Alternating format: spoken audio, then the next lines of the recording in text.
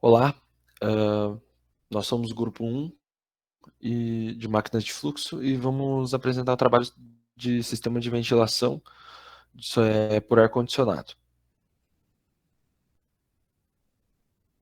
Bom, aqui, nós temos o projeto, né, a planta baixa e uma vista 3D. Então, é um escritório de 12 metros quadrados para uma pessoa, com uma janela de 2 metros por 1 metro, com uma incidência solar, diretamente, com a janela virada para a face norte. E a incidência solar vai ser calculada baseado nessa premissa. Pode passar. Bom, aqui nós podemos ver onde está instalado o split, no caso que foi o equipamento selecionado.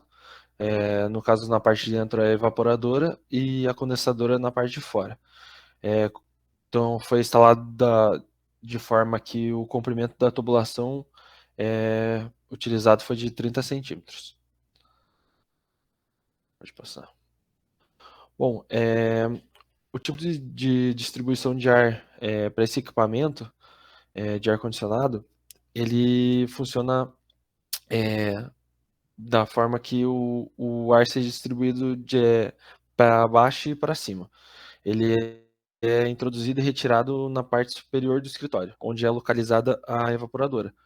E nesse tipo de ar-condicionado, que é o split, que foi selecionado, os bocais de entrada e saída eles são próximos, não tendo a necessidade de ramais secundários, né, para entrada e saída de ar, pois já são de fábrica dessa forma. Pode passar.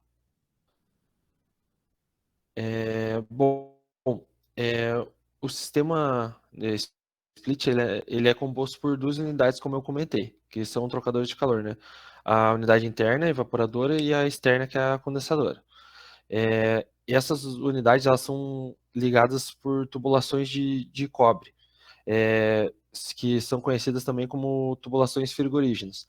Eles têm diferentes espessuras. No caso, tem uma com diâmetro menor, que é a linha de líquido, como é conhecida, e a outra de diâmetro maior, que é a linha de gás. Então, o gás refrigerante ele vem da unidade externa, na forma líquida, e de certa forma ela inunda a unidade evaporadora, onde o refrigerante ele vai se expandir e vai se tornar, vai mudar para o estado gasoso. E ele é assim, depois de se tornar um gás, ele é succionado pela linha de gás, né, como eu tinha comentado, com a tubulação com diâmetro maior, para a condensadora. Na unidade condensadora, o compressor vai exercer o trabalho mecânico sobre o refrigerante, tornando o vapor em superaquecido, inundando a condensadora, resultando na perda de calor com o ambiente externo, para o ambiente externo. E isso vai reduzir o calor e o refrigerante volta para o estado líquido, retornando de novo a unidade evaporadora, formando assim um ciclo de resfriamento, né? Pode passar. Bom, aqui nós temos, né, o circuito frigorífico do equipamento que foi selecionado. E aí nós podemos identificar algumas informações do fabricante, né? No caso, o diâmetro da tubulação, né? A linha do líquido e a linha da aspiração. Então, a linha do líquido ali é por volta de 6,35 milímetros de diâmetro. A linha de aspiração, que é a linha gasosa, é com 9,52 de diâmetro. Então, como eu havia comentado, né? A linha gasosa é maior do que a do líquido. E também temos o tubo de drenagem, né, que durante esse processo ocorre a formação de gotículas e essas gotículas precisam ser drenadas para fora do equipamento. Então existem diversas formas, né, durante uma instalação de fazer isso. Tem projetos que instalam é, o dreno simplesmente saindo para fora da parede. Se não quiser furar a parede, é instalado uma bomba de drenagem. Isso vai do cliente, né, da preferência do cliente que vai pedir o projeto.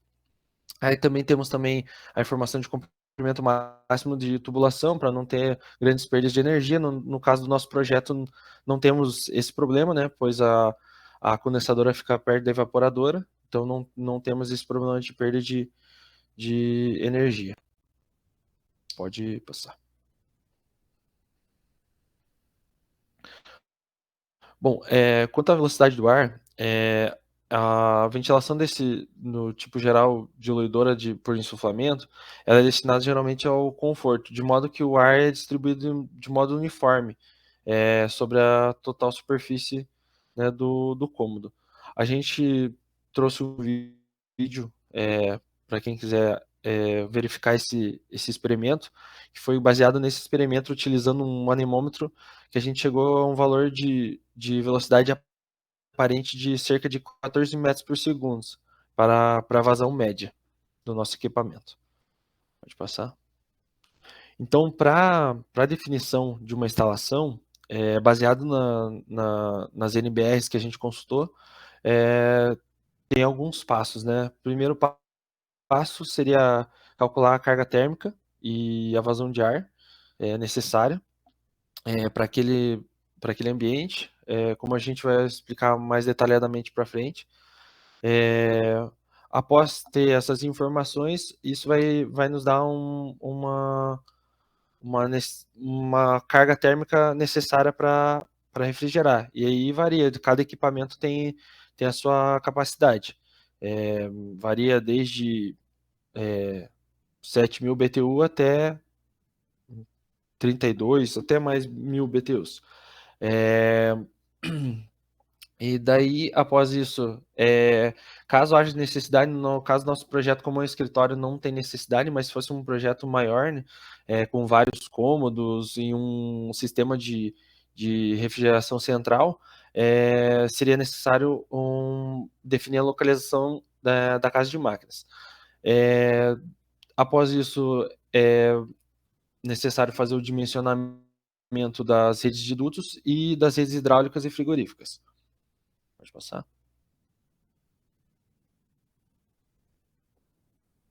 Então, para a gente fazer esse cálculo dessa carga térmica, a gente montou uma planilha tomando como base algumas normas que nos auxiliaram. Tá? Dentre elas, a gente tem a 5858, NBR 5858, e a NBR 16655. Tá? As duas tomam como base esse tipo de cálculo, e a 5858 dá esse cálculo de forma mais simplificada, que foi o que a gente usou. Tá? Então, pode passar aí.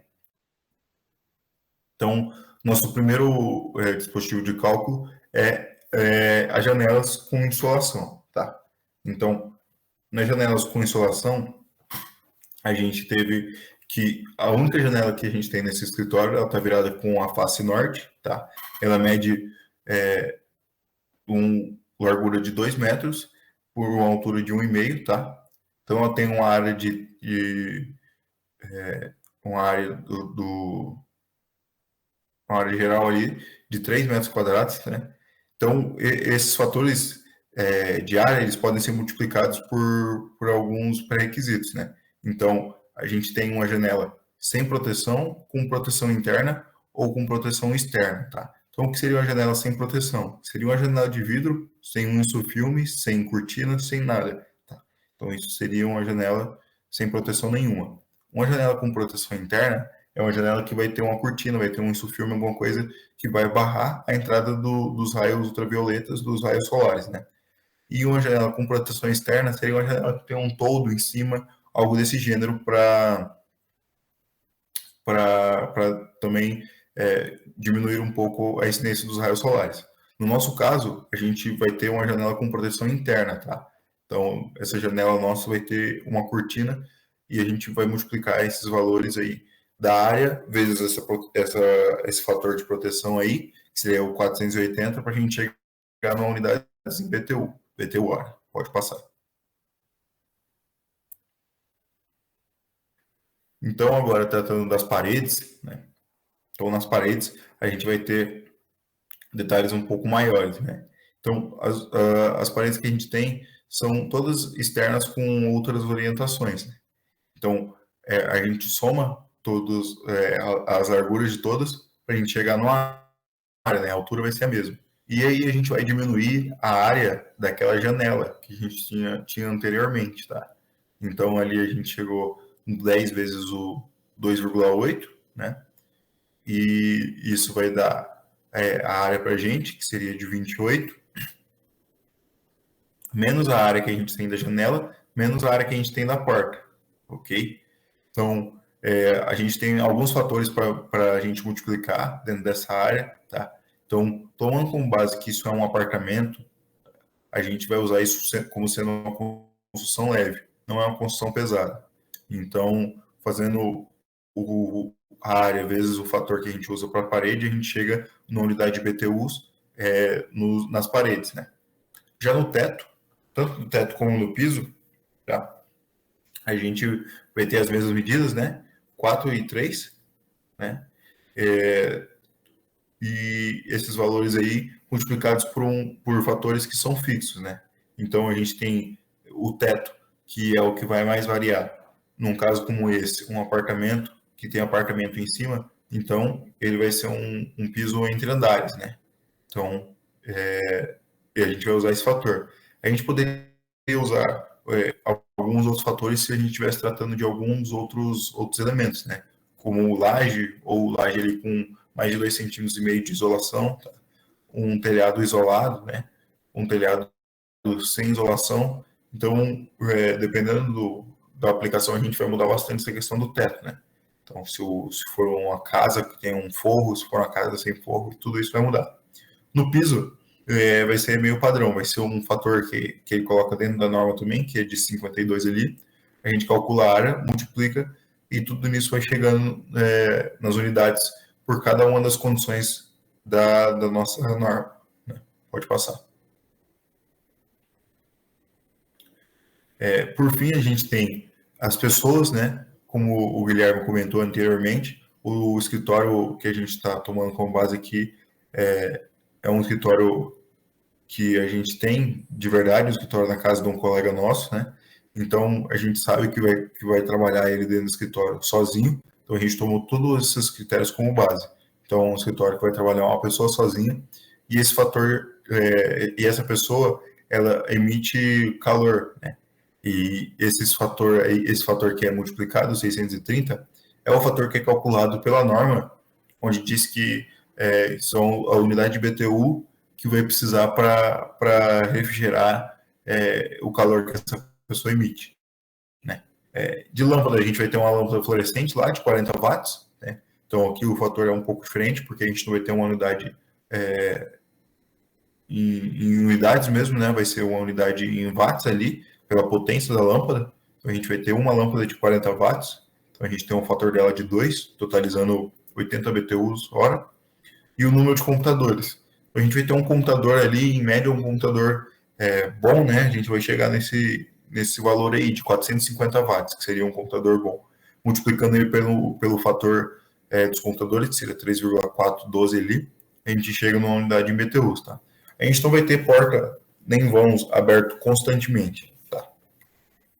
Então a gente deixa isso em branco. Tudo que a gente deixou nessa planilha que não está preenchido, as unidades ali, significa que a gente não tem por que calcular, porque ela não é de aplicação para nossa construção. Pode passar.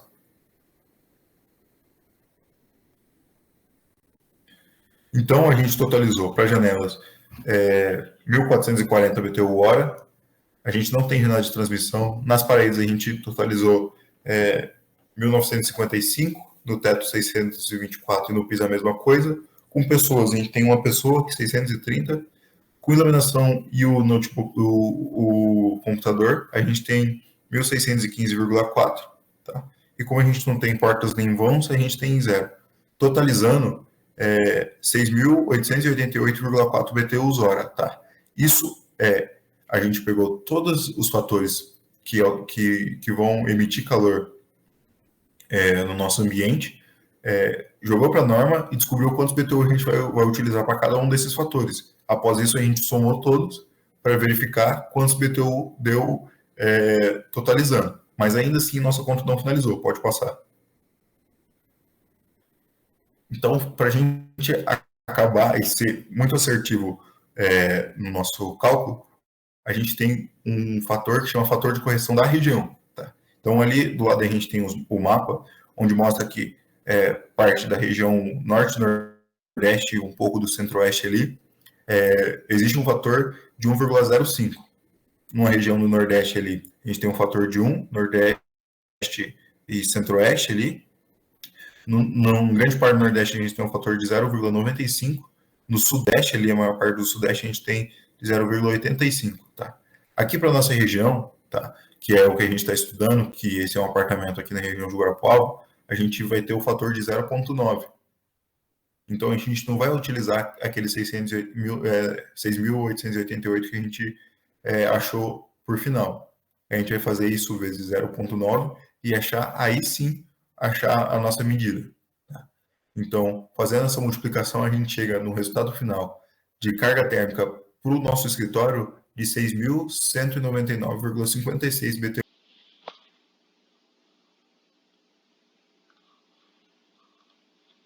Com isso, a gente consegue escolher o nosso equipamento. E o nosso equipamento escolhido foi um ar-condicionado split, do tipo mural, da marca Media, da linha Bresless, e o modelo com número de série, igual está especificado na tela. Ele possui uma capacidade nominal de 9.000 BTU-horas. Por quê?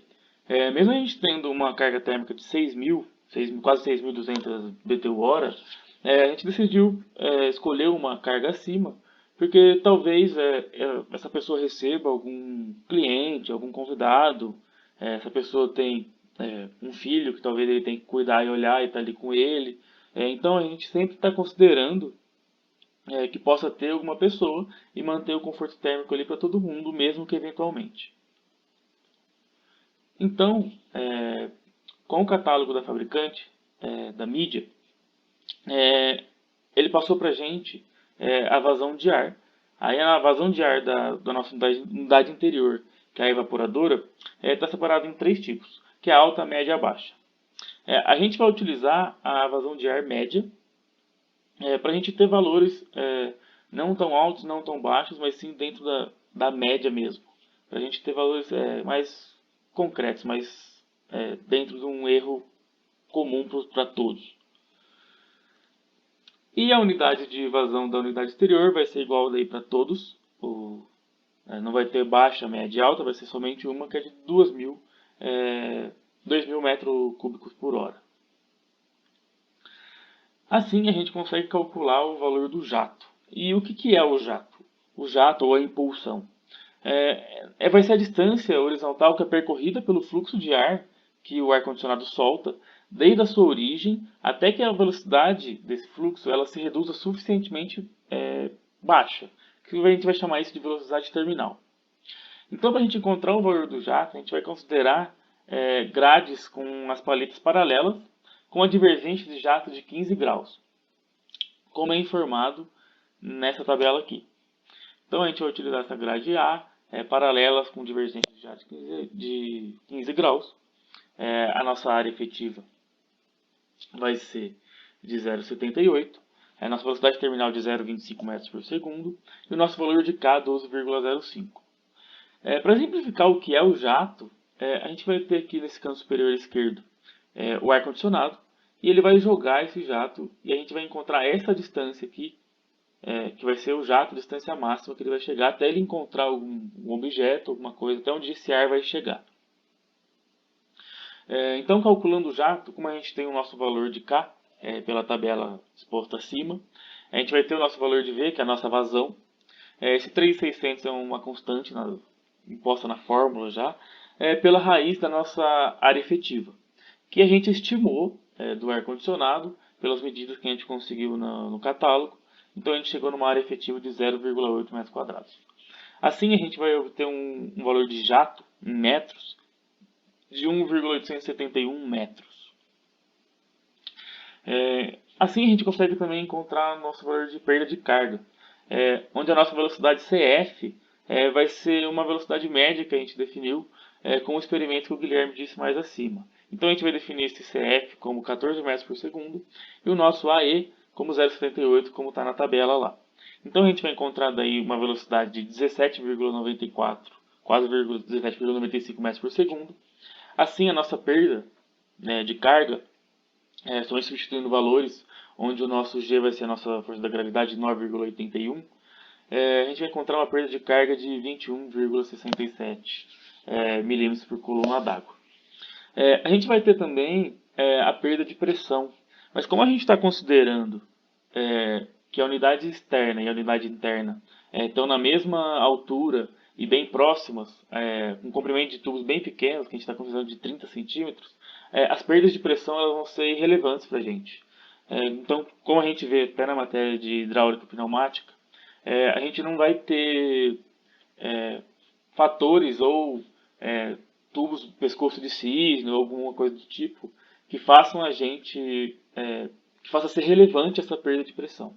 Então a gente está considerando a perda de pressão como irrelevante, por isso que a gente não calculou ela. Então aqui está nossas referências, a gente usou a BNT, o catálogo e o livro do Enio da Cruz da Costa. E a gente está finalizando assim o nosso trabalho. Muito obrigado.